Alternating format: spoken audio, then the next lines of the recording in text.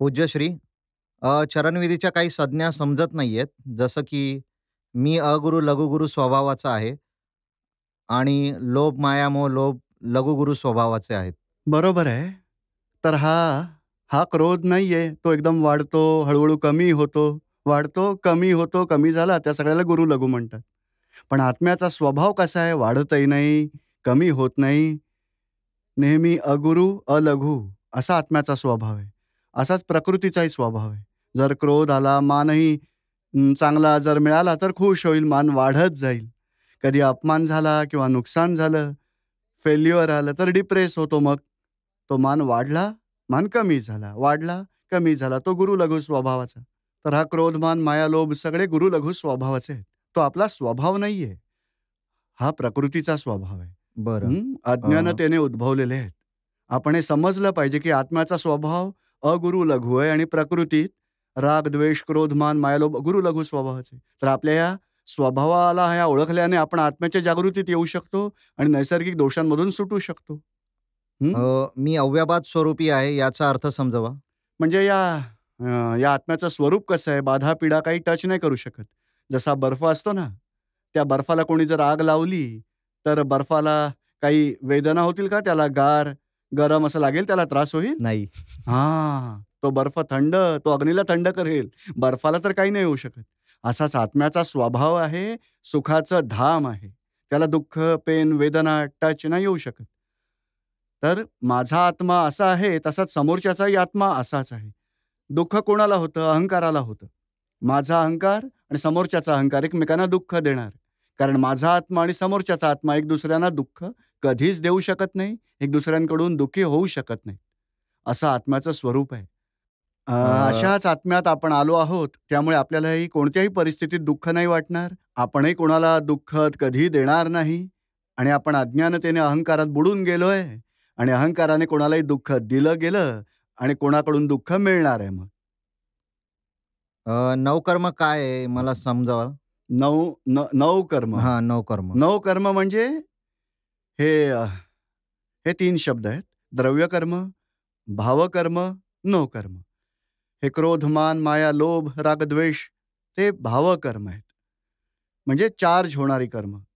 Charge झाली, नंतर दुसऱ्या जन्मात ते फळ देण्यासाठी मग रेडी होतात. परमाणू चार्ज झालेत ते. तर ज्ञानावरण, दर्शनावरण, मोहनीय, अंतराय, नामकर्म, गोत्रकर्म, वेदनीय कर्म, आयुष्यकर्म ही 8 प्रकारची द्रव्यकर्म मानली जातात. त्यालाच हे संचित कर्म म्हटलं जातं. भावकर्माला कर्मयोग म्हटलं जातं, चार्ज कर्म. हे संचित कर्म आणि नंतर प्रारब्धाची फळं मिळतात, त्याला नो कर्म म्हटलं जातं. बोलणं, चालणं, खाणं, पिणं, हिंडणं, फिरणं, काम करणं, नोकरी-धंदा सगळी 5 इंद्रियांनी जेवढं काही अनुभवास येतं, सगळे डिस्चार्ज कर्म, नो कर्म आहेत. समजतंय आता तुम्हाला? हां. आणि 6 महाव्रते आणि 18 पापस्थाने अ, कसली आहेत? ते हे ती बघा, महाव्रते कोणते आहेत? ह्या जैन शास्त्रात लिहिलेली आहेत. सत्य, अहिंसा, अचौर्य, ब्रह्मचर्य आणि रात्री भोजन ह्यांना 6 महाव्रतं म्हणतात. ब्रह्मचर्य आहे, अहिंसा आहे, खोटं न बोलणं ते सत्य, चोरी करू नये, अपरिग्रह आणि 18 पापस्थानं आहेत. हे क्रोध, मान, माया, लोभ, राग, द्वेष, मिथ्यात्व, हे चोरी करणं, खोटं बोलणं याबाबत सगळं लिहिलं आहे शास्त्रामध्ये. जय सच्चिदानंद. हं, जय सच्चिदानंद. पूज्यपाद श्री दीपक हं. भाईंना माझे कोटी कोटी प्रणाम. जीवनामध्ये सर्वश्रेष्ठ कोणाला म्हटले जाते? आई-वडिलांना, ज्यांनी आपल्याला जन्म दिलाय, किंवा गुरूंना, ज्यांनी आपल्याला ज्ञान दिले, किंवा ईश्वराला, ज्यांनी या सृष्टीची रचना केली? हं. नाही हे यांना सर्वश्रेष्ठ समजणारा तोच सर्वश्रेष्ठ आहे. कोणी समजून घेणारा चांगला मिळाला पाहिजे. बघा आई-वडिलांचा तर कोणी त्यांचा विनय राखण्यास कोणी शिकवत नाही आणि गुरुचाही आदर करायला शिकवत नाही कुणी. शिकवणारा सर्वश्रेष्ठ मानला जाईल. असे ज्ञानी पुरुष सर्वश्रेष्ठ आहेत, की जे आपल्याला व्यवहार, धर्म आणि अध्यात्म सगळ्याचं नॉलेजही देतात आणि खऱ्या भगवंताचा साक्षात्कारही करून देतात. तो सर्वात सर्वश्रेष्ठ मानला जाईल. बाकी माता-पित्याच्या व्यवहाराचे उपकार मानायलाच पाहिजेत, कारण आपल्याला जन्म दिला. त्यांचे साऱ्या जीवनभर त्यासाठी उपकार लक्षात ठेवायला पाहिजेत आणि म्हातारपणात, वृद्धावस्थेत सगळी सेवा करायला हवी मनापासून. आई-वडिलांची चांगली चांगली सेवा करायला पाहिजे. मनात वाईट भावना सुद्धा यायला नकोत.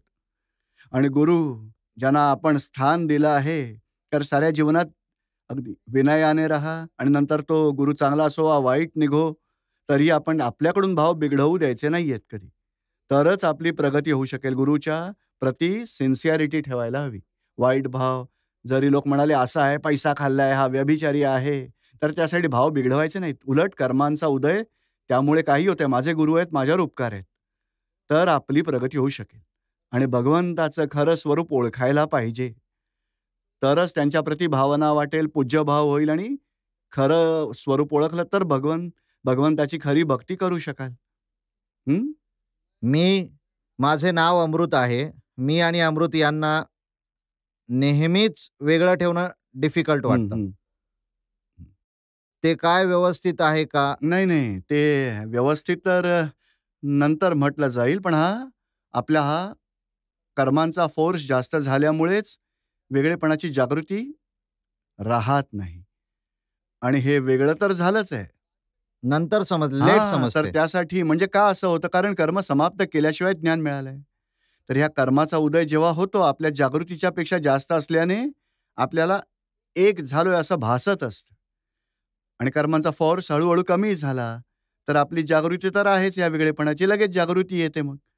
त्यामुळे एवढंच समजायचं, की आपली जागृती बरोबर आहे, पण कर्मांचा फोर्स जास्त आहे.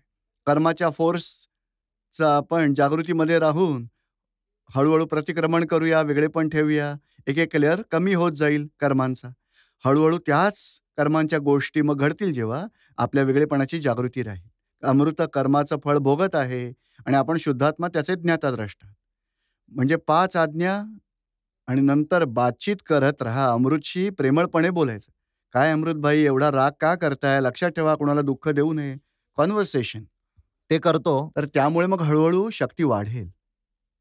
समजतंय तुम्हाला हे? नाही, आणखीन एक दुसऱ्याच्या प्रतिक्रमणाविषयी. हं, जर आत्मा हा तर ज्ञातदृष्टा असतो. हं, अहंकारी कधी मी मी करतो असे नाही म्हणत. हं. सहज होतं. तर पुण्य पाप कसे लागेल?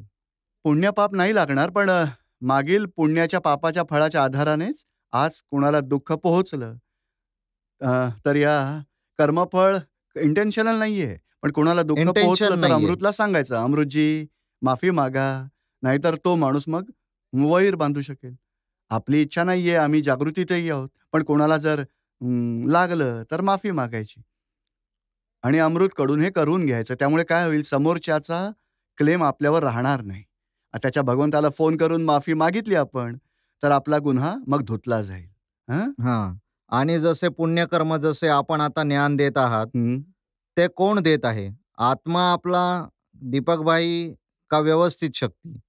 नाही, नाही. ही पूर्वभावाची भावना होती, त्याचं फळ आलंय. आणि फळातही आता आपली सहमती आहे, की हो, हे येस व्हायलाच हवं. तर असं आपण एकाकारात असतो यामध्ये. तर त्याच्या पुढचं पुण्यही मिळेल आणि ज्ञानावरण तुटेल पुढील दशेच्यासाठी मग. म्हणजे ह्यात माझी सहमती आहे. यामध्ये वाणी बोलते, त्यात रेकॉर्ड बोलेल. त्याचा मी ज्ञातद्रष्टा आहे. पण ज्ञानविधीचा ज्ञातद्रष्टा नाही. ज्ञानविधीत आत्मरूप होऊन ज्ञानविधी होत असतो. त्यात उच्च उच्च दशेच्या अनुभवाचे अंश मग वाढत जातात. आत्मदशेची श्रेणी ही वरची मिळत जाईल त्याचं फळ. आणि ज्ञानविधीमध्ये आपलं एकाकारपण असतं. मी त्याच्यात आहे. हं. समजतंय आता तुम्हाला? हो, जय सच्चिदानंद. निलिमा मदनलाल प्रभा साहेब.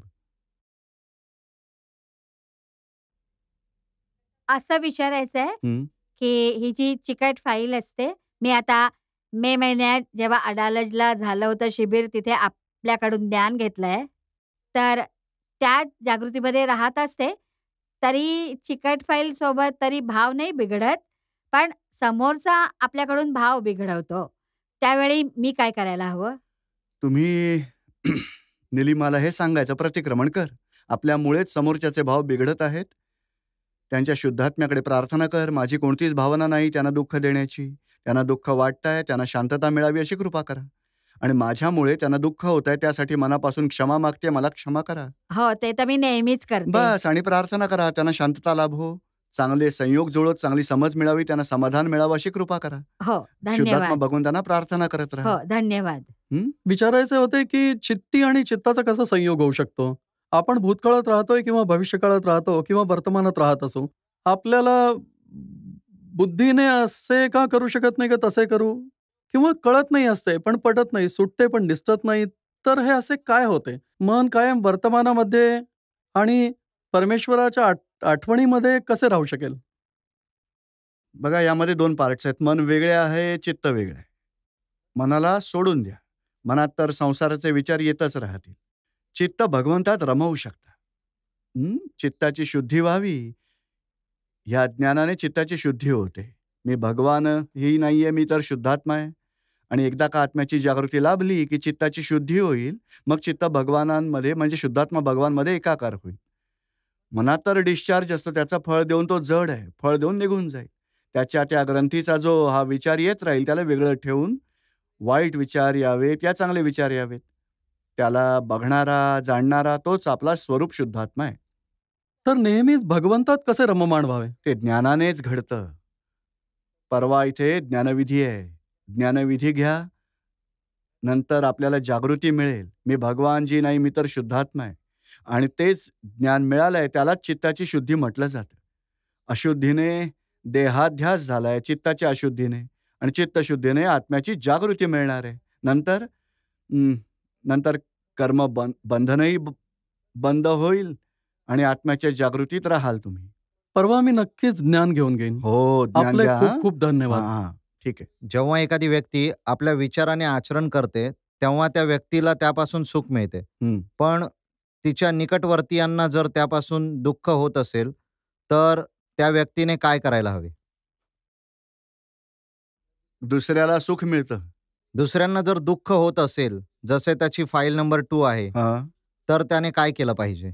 पण त्यावर प्रतिक्रमण हाच उपाय आहे. प्रथम तर फर्स्ट सर्कल हसबंड, वाईफ, आई-वडील, मुलांना सगळ्यांना सांभाळायला हवं. नंतर सेकंड सर्कलमध्ये फॅमिलीमधले नातेवाईक आणि थर्ड सर्कलमध्ये फ्रेंड्स. यात बिझनेसमधले सगळे थर्ड सर्कलमध्ये येतात. तर पहिलं सर्कल प्रथम सांभाळायला हवं. पती-पत्नी, नाही. आई-वडील, मुलांना दुःख होऊ नये, त्यांच्याशी सांभाळून व्यवहार करा, शेजारी आणि इतर लोकांशीही.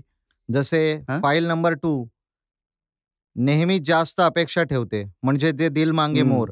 नेहमीच जास्त मराठीमध्ये असं म्हणतात चंगळवाद. तर त्या विषयी म्हणजे माझे मत वेगळे आहे. तर काय करायला हवं? हे बघा, कधी त्यांना सत्संगाला घेऊन या. सत्संग मग त्यात ज्ञान घ्याल तर त्याही हळू-हळू नॉर्मॅलिटीमध्ये येतील, त्यांचा स्वभाव मग. नाही, ज्या गोष्टी आहेत त्यात ती संतुष्टी नसते, तिची जास्त डिमांड करते. पण त्यावर उपाय काय आहे, की या ज्ञानाने संतुष्ट तेवढंच नाही, तृप्ती मिळेल नंतर. आधी अज्ञानतेने तर भूक वाढत जाते, हे पाहिजे, ते पाहिजे. आणि संसारातलं सुख कसं असतं, त्याची भूक लागली म्हणजे इच्छा झाली, इच्छा म्हणजे प्रकट अग्नी. आणि इच्छेला शांत करण्यासाठी पेट्रोल घालतात ही माणसं सगळी. त्याने वाढतोच अग्नी. तर त्यावर उपाय आहे आत्मज्ञान.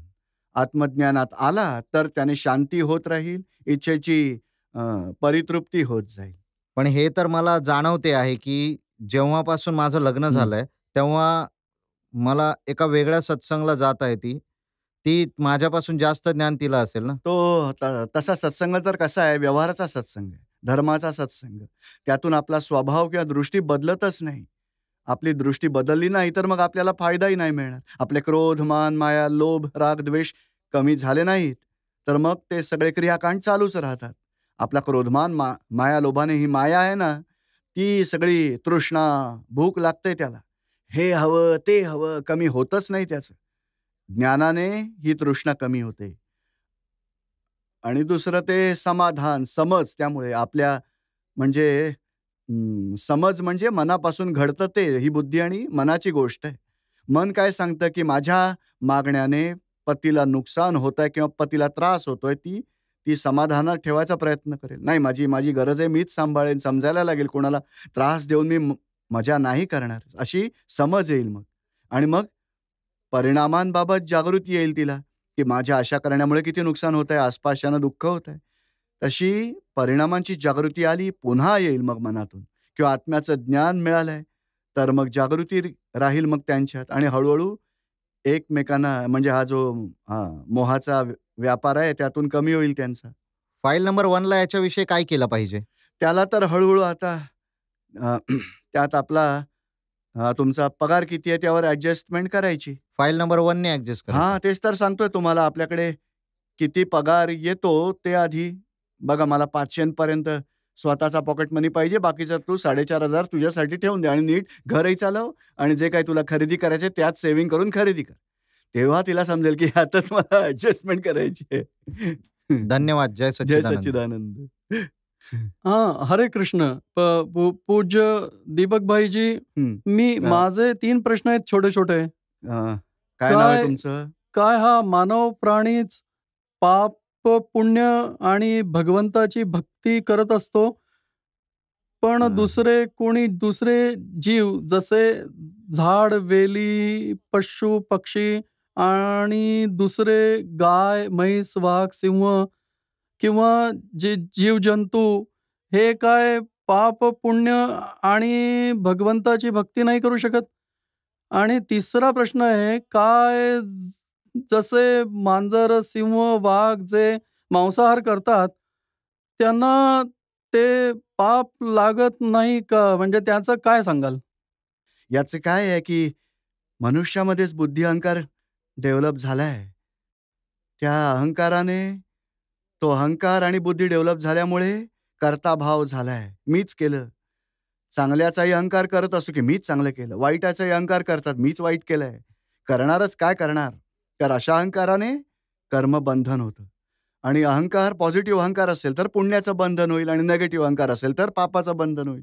आणि ही किडा, मुंगी, जीवजंतू, वृक्ष, वेली, पक्षी आणि गाय, म्हैस, वाघ, सिंह त्यांना अहंकार नसतो. तसं स्वभाव धर्मातच आहे आणि डेव्हलपमेंट स्टेजमध्येच आहे. म्हणून मनुष्याशिवाय जे कोणी जीवजंतू आहेत त्यांना पाप पुण्याचा गुन्हा बांधला नाही जाणार.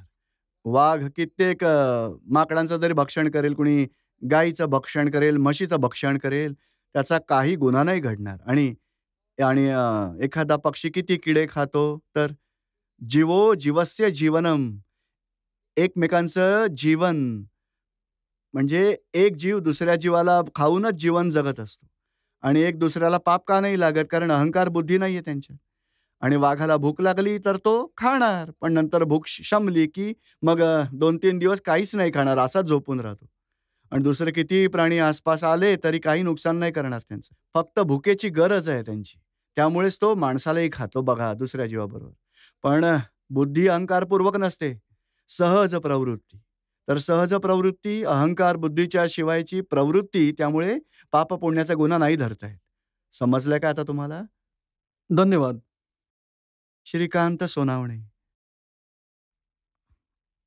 मला हे विचारायचं की प्रारब्ध, संचित आणि क्रियमान याचे अर्थ काय आहेत? आणि संचित आणि नशीब एकच आहे का? नाही, नाही. हे संचित कर्म म्हणजे थोड्या वेळापूर्वीच बोलणं झालं ना. संचित म्हणजे पूर्वजन्मात जे भाव केले होते. राग, द्वेषाचे अभाव, तिरस्कार सगळ्या कलेक्शनने परमाणू चार्ज होऊन ते चार्ज परमाणू आज एकत्र होऊन ते कलेक्शन रेडी झाले. ते सूक्ष्मात आहे. तेच संचित कर्म. मागील जन्माचं सूक्ष्मात कलेक्शन भाव. त्यालाच मग कार्बन बॉडी म्हटलं जातं. ती आता रेडी होऊन जी कर्म चार्ज केली होती ते आता फळ देण्यासाठी सूक्ष्मात आहेत त्याला. त्याला संचित, त्यातून हळू फळं येत असतात. जसा टाईम, स्पेस, एव्हिडन्स मिळत जाईल तेव्हा.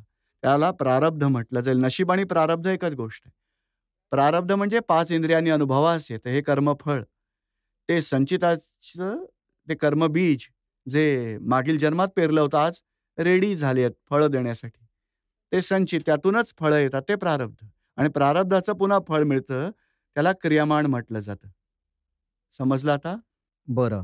दुसरा माझा हा प्रश्न आहे की परमानंद आणि आपण जो डे टू डे लाईफमध्ये जो आनंद घेतो, त्याला काय अंतर आहे? त्यात काय आणि फरक? त्यात अंतर एवढंच आहे की आनंद कोणाच्या तरी आधाराने मिळतो. तो सगळा द्वंद्वाचा, सुख-दुःखाचा आहे. आधार निघून गेला की पुन्हा दुःख मिळणार. पण परमानंद आत्म्याचा आहे आणि आत्म्याचा आनंद कोणत्याही बाहेरच्या गोष्टीच्या आधाराने टाईम, स्पेस, एव्हिडन्स कोणत्याही गोष्टीने नसतो. निरालंब आहे. विकल्पी सुद्धा नाही. विकल्प म्हणजे कल्पनेतही नसलेला निर्विकल्पी. तो परमनंट आहे. आणि हा बाहेरचा आनंद टेम्पररी आहे. टेम्पररी रिपेमेंटवाला आहे. लोन घेतलाय तर रिपेमेंट म्हणून दुःख मिळणार. तयारी ठेवा. आणि आतून आनंद घेतला तर रिपेमेंट नाहीये. कायमचा. एकदा का मिळाला की नेहमीचाच असणार तो. जसे की आत्ता मी आपल्याशी बोलतोय, तर मला म्हणायचे आनंद मिळतोय. तर नंतर आपण जे म्हणालात की रिपेमेंट, तर यामध्ये कसे रिपेमेंट? म्हणजे हा तर मला आनंद मिळतोय ना? हा आनंद कोणत्या गोष्टीचा आहे? हा ऐकण्याचा आनंद आहे का खरी समज प्राप्त होण्याचा आनंद आहे? यात मला आत्ता तर ऐकण्यावर आनंद मिळतोय. ऐकतात, पण ऐकण्यामुळे चांगल्या गोष्टी लक्षात येतात का? हो. तर हीच खरी समज. खरी समज आणि खरं ज्ञान तो आत्म्याचाच पार्ट आहे. आणि खरी समज आणि खरं ज्ञान त्याने जो आनंद मिळतो, तोच आत्म्याचा आनंद आहे. आणि तोच परमनंट आहे. पण ही विपरीत बुद्धी म्हणजे विपरीत समज, विपरीत ज्ञान म्हणजे अज्ञानतेने, बुद्धीने जे सांसारिक सुख घ्यायला जातात ते रिपेमेंटचं आहे. समजलं आता तुम्हाला? जय सच्चिदानंद. दत्तात्रय कदम. हां, जय सच्चिदानंद. चरणविधी रोज वाचल्याने आत्म्याचे आवरण तुटू शकते किंवा चरणविधी प्रत्येक विधी वाचून तो बघणे आणि जाणल्याने आवरण तुटतात का हे समजवावे? हे वाचाल चरणविधीमध्ये निश्चय व्यवहार चरणविधी. त्यात आत्म्याच्या गुणांचीच आराधना आहे. आत्म्याचीच आराधना आहे. आणि आत्म्यामध्ये राहणं, आत्म्यात राहण्याची शक्ती मागितली आहे. तर दोघांचा आत्म्याच्या बाजूनेच पुरुषार्थ होतोय. त्यामुळे आवरण तुटणारच तुटणार. अहंकार, बुद्धी डिझॉल्व्ह होत जाणार आणि जागृतीची शक्ती वाढत जाणार. नाही आम्ही पेपर वाचतो की नाही, तसे तर वाचायचे नाहीये ना. बघायचं आणि जाणायचं आहे ना. नाही, आता ते जे बघणारे, जाणणारे आहेत ना बघा, ते आहेच पुढच्या स्टेजमध्ये. म्हणजे मी दत्तात्रय आहे मानणारा जो आहे, मी आहे. ज्याला तुम्ही म्हणणार, आपण चरणविधी चांगल्या प्रकारे वाचा आणि तोच आत्म्याच्या आराधनेत येतो आणि आपण त्याचे ज्ञाता आहात. म्हणजे प्रज्ञेत राहून तुम्ही ज्ञाता-द्रष्टा राहता. तेही होऊ शकतं, पण जागृती नाही राहिली आणि एकाकार होऊनही आराधना केली, चरणविधी केला, तरीही आत्म्याचा आवरण हे तुटणार आहे आणि आत्मरूपाची जागृती वाढत जाणार आहे. आणि जर ज्ञाता-द्रष्टामध्ये राहिला तर हरकत नाही, चांगलीच गोष्ट आहे. उपयोग आहे हे सगळं काही. आणि दुसरा प्रश्न आहे, डिस्चार्ज कर्माचा उदय कोणत्याही निमित्ताने येत असतो, तेव्हा त्यावेळी शुद्धात्म्याची जागृती निघून जाते आणि त्यावेळी समोरच्या व्यक्तीचे राग-द्वेषाचे हिशोब बांधले जातात. तेव्हा आपल्याला समोरच्या व्यक्तीकडून ॲडजस्टमेंट करण्याची शक्ती नाही मिळत. याचे कारण काय? हे काय आहे, की कर्मांचा फोर्स जास्त झाल्यामुळे किंवा मग चिकट हिशोब असल्याने असं होतं. आणि थोड्या वेळानंतर दत्तात्रयाला सांगायचं, "दत्तात्रय प्रतिक्रमण कर, अशी चूक करू नकोस, निश्चय कर, शक्ती माग." त्यामुळे हळू चिकट कर्म कमी होत जाईल, नंतर जागृतीही राहील आणि हळू ते दोषही समाप्त झाले तर ॲडजस्टमेंट सहज भावाने होऊ शकेल. समभावाने फाईलचा हिशोब पूर्ण होईल नंतर.